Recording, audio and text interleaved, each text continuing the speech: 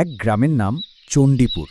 নাম শুনলেই মনে হয় যেন হাঁসের পাল, খালের পানি আর ফজলু মিস্ত্রির দোকানের সেই পুরনো চায়ের গন্ধ।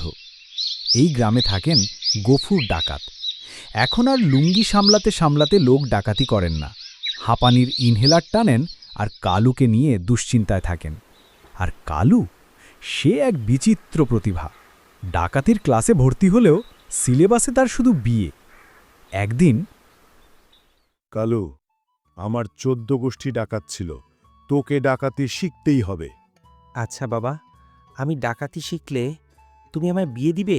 তোর শুধু বিয়ে আর বিয়ে, আগে ডাকাতি শেখ। ঠিক আছে বাবা, আমি শিখব।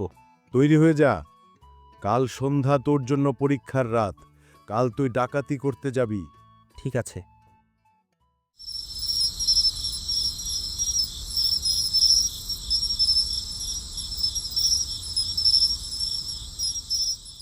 কিরে কালু, চল, যাবি না ডাকাতি করতে? কিন্তু বাবা, কোথায় যাব? কোথায় করব ডাকাতি? আগে চল আমার সাথে, সব জানবি সময় হলে। আচ্ছা। পরদিন সন্ধ্যায় বাপ বেটা বের হল। গফুরের হাতে পুরনো লাঠি, কালুর মনে বিয়ের ছবি। রাস্তাঘাট ফাঁকা, পাখিরা ঘরে ফেরে, আর গফুর রওনা দেয় ছেলেকে প্রথম ডাকাতি প্র্যাকটিক্যাল দেখাতে। তারপর যা হলো।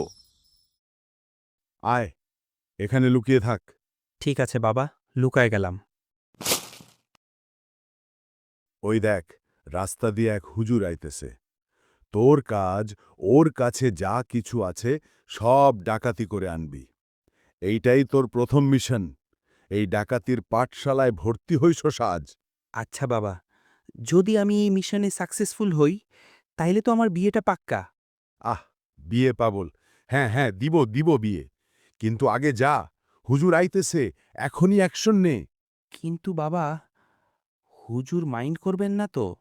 তুই যে বিয়ে করবি না হুজুরের অনুমতি নিবি? বিয়ে করতে চাইলে যা, মিশনে নাম। আচ্ছা ঠিক আছে বাবা, যাচ্ছি। এই হুজুর, যা আছে সব বার করেন, সব বার করেন।